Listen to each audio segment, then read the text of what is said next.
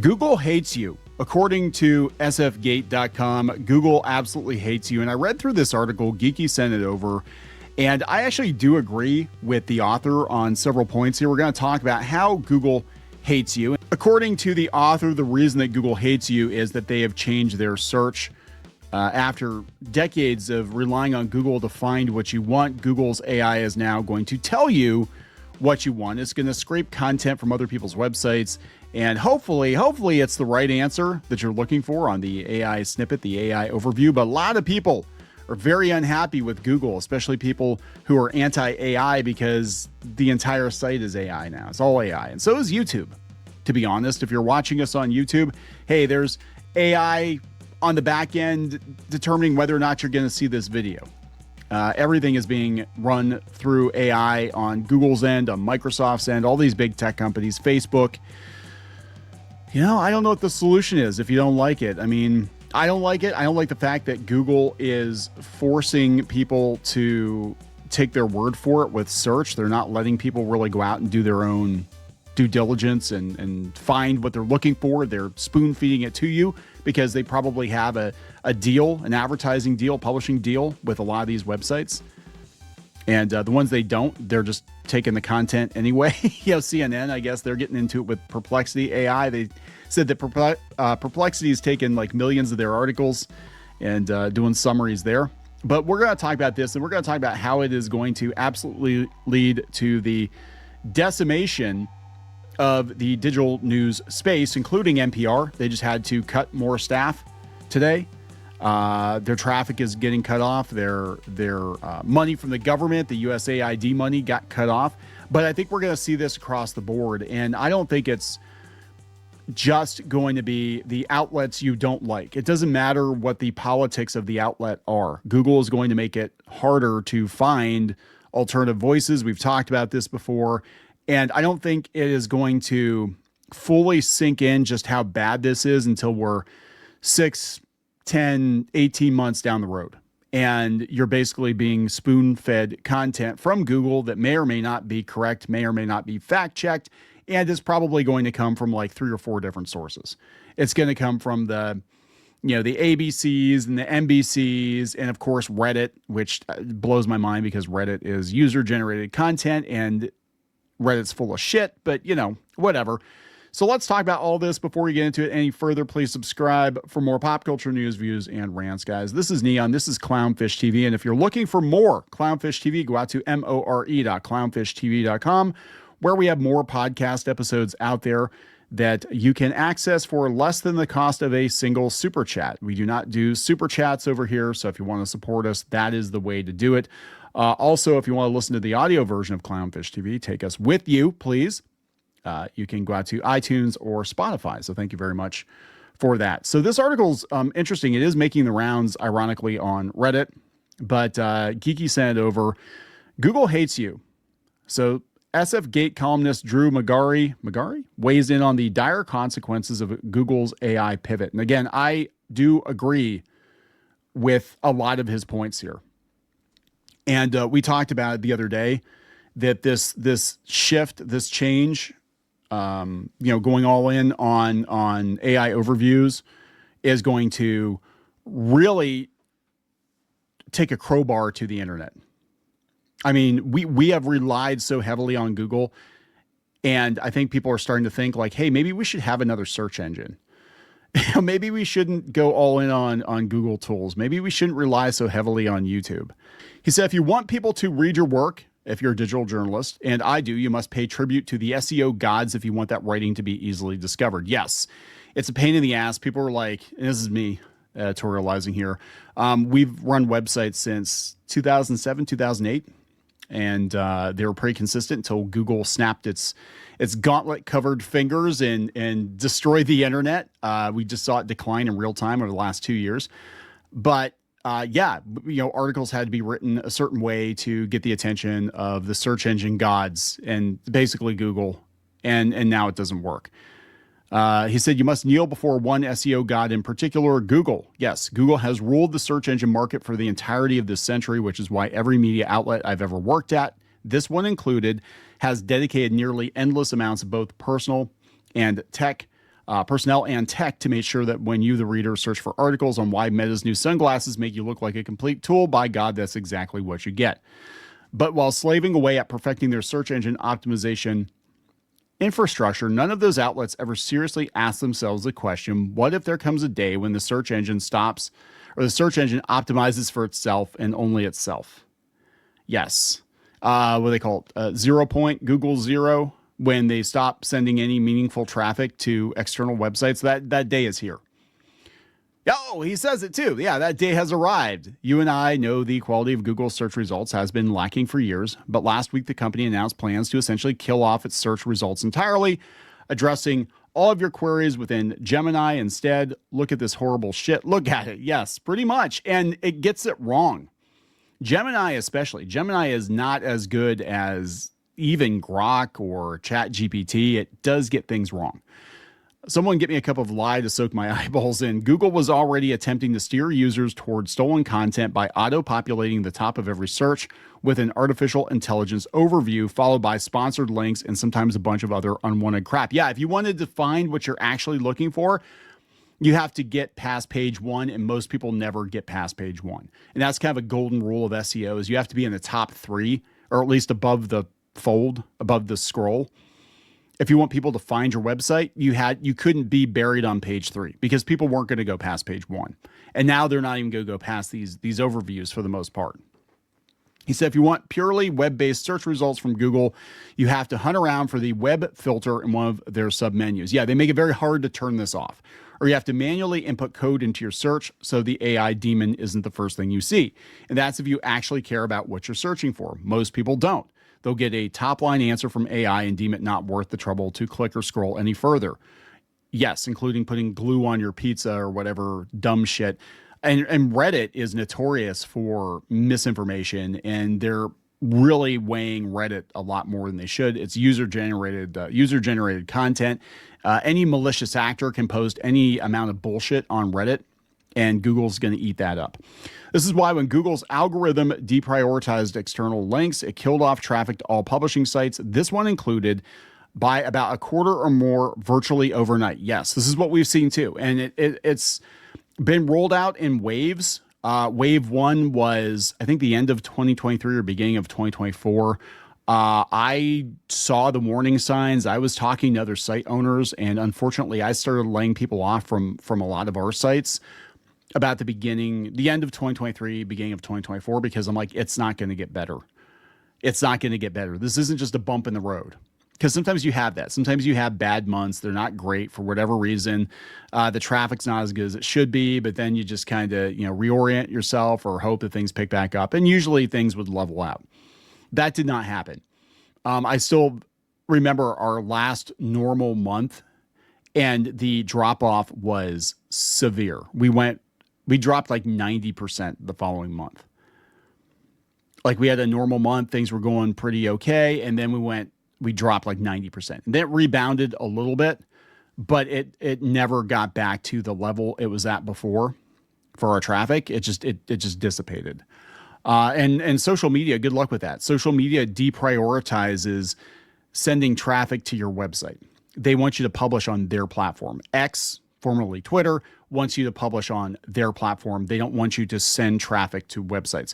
Facebook wants you to publish mostly videos now on their platform. They don't want you to send traffic to external websites. In fact, they'll ask people if they're sure. If you go to click to go to follow a link and go to an external website, they're like, you sure you want to do that? We don't know what's going to happen. It might be a bad site. You better stay on Facebook where all the ads are so we can monetize you better.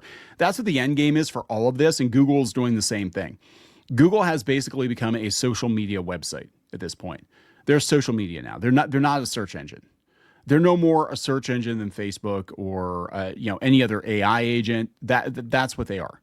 They're not about helping you find what you want. They're about pushing into your eyeballs what they want you to see, and it usually has some sort of monetary value for them attached to it. Might not be the most useful information, but it's maybe coming from one of their publishing partners, or they're getting affiliate revenue from it or something.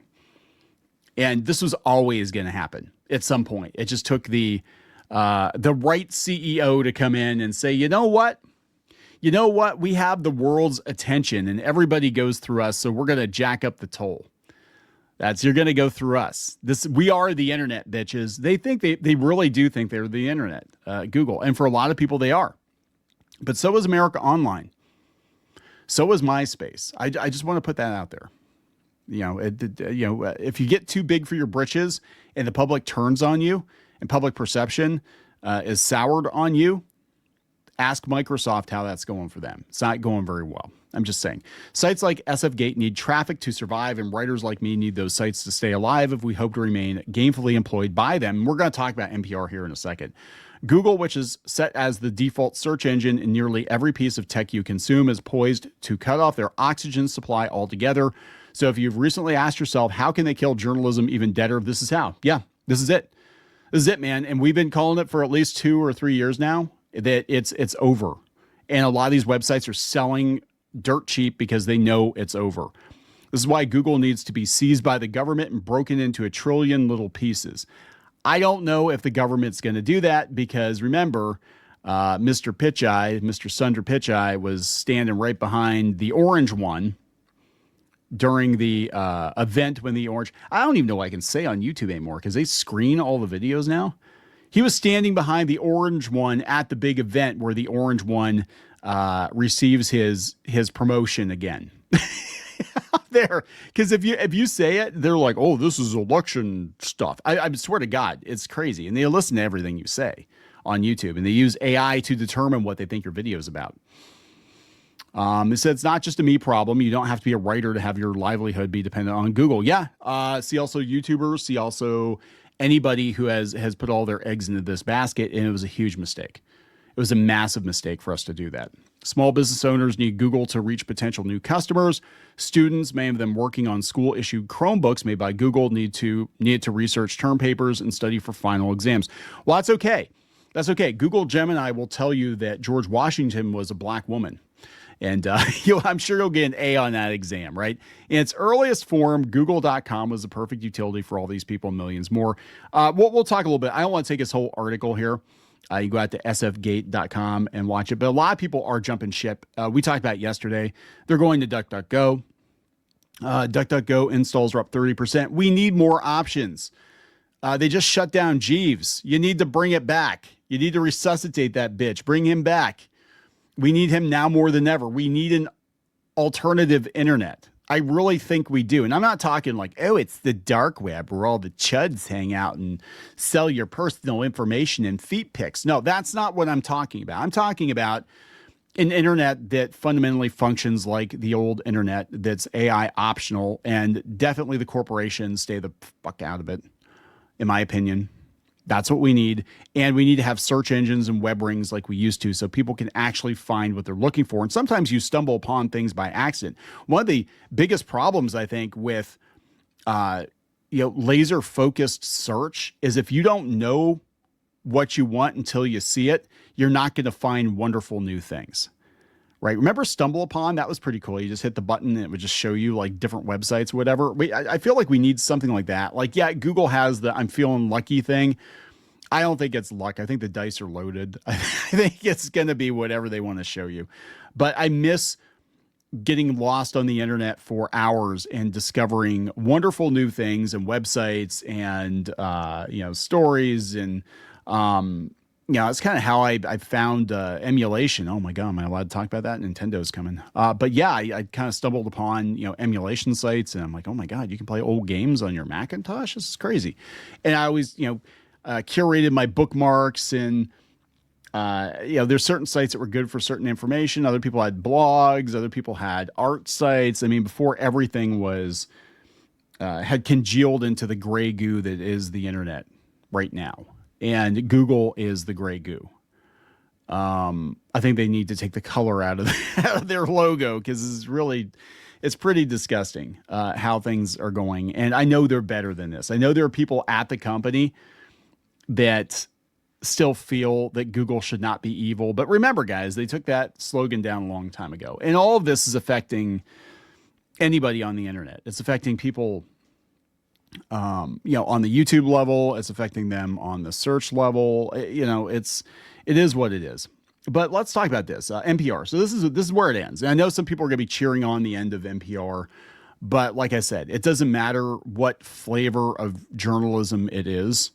It doesn't matter what flavor of website it is. It doesn't even have to be a news site. You're not going to find what you're looking for. You're going to find what Google wants to show you. So this is coming from the Wrap. NPR cuts 10 staffers, at least 18 others, except buyouts. The move comes as the company looks to cut costs following Congress's vote to eliminate federal subsidies for public media last year.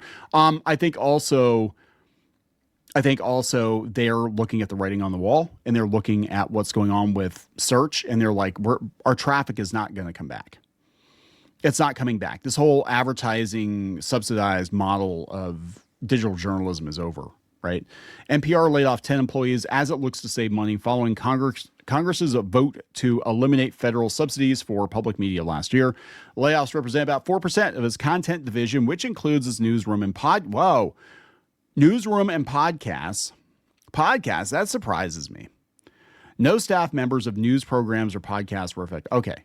Additionally, at least 18 news staffers have voluntarily accepted buyouts to depart the company, with 8 empty positions expected to be left unfulfilled. Today has been incredibly heavy, and I want to acknowledge how difficult it is to say goodbye to our colleagues, said the editor-in-chief, Thomas Evans. The plan for layoffs and buyouts were first announced by Evan and NPR and CEO Catherine Marr last week. Now, Catherine Marr, is she the one who said that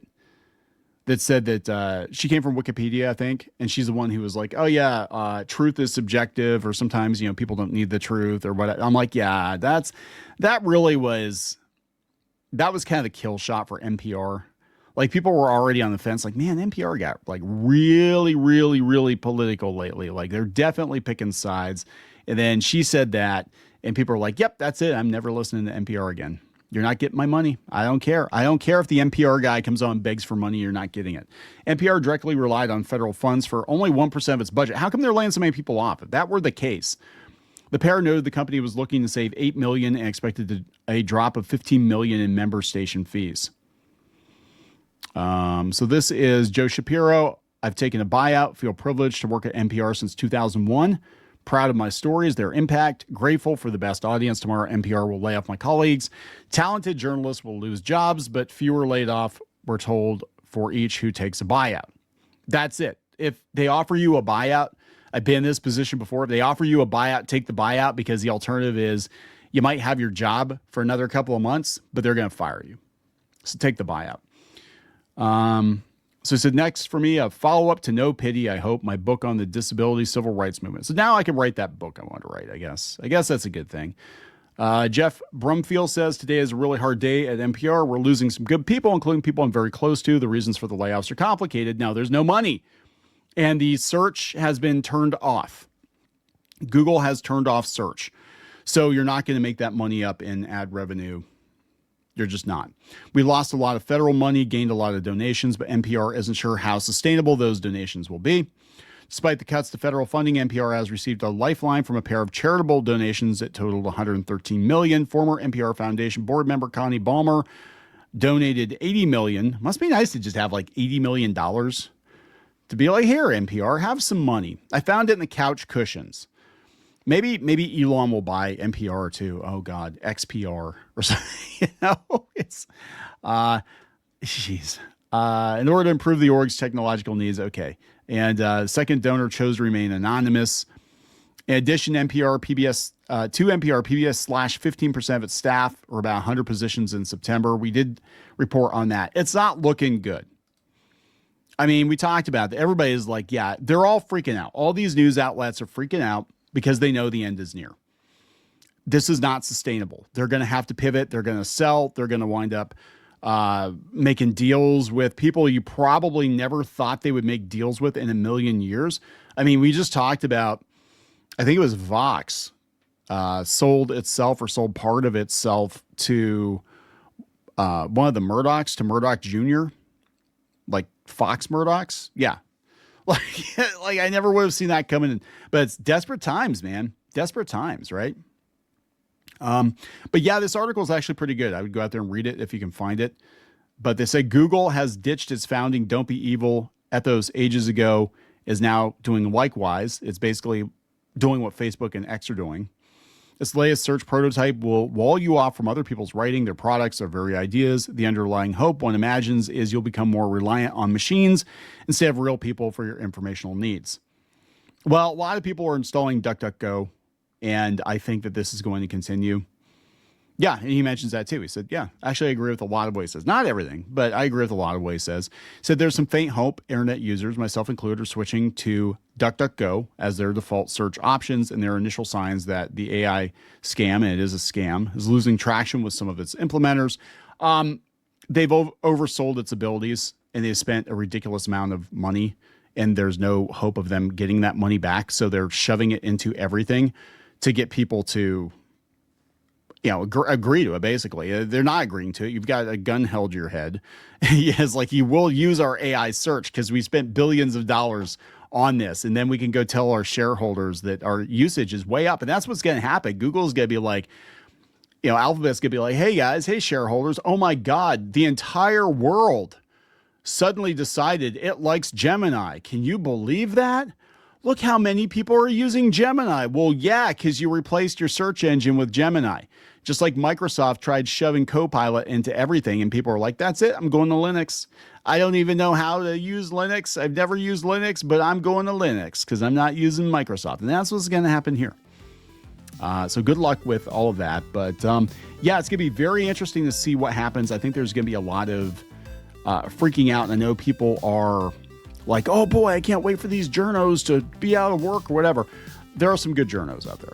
There are some good websites out there. There are, and you don't think it's going to affect you, but if your company uses Google, I mean, we did a story that, if you upload the wrong things to the Google Drive, their AI will actually scan that drive now to see the contents of the drive. I mean, it's kind of scary, right? You don't think it's going to affect you, but you're watching this video probably on YouTube, unless you guys are, listening to the audio version, which you can listen to on iTunes and Spotify and elsewhere. But if you're watching this video on YouTube, you're affected by this.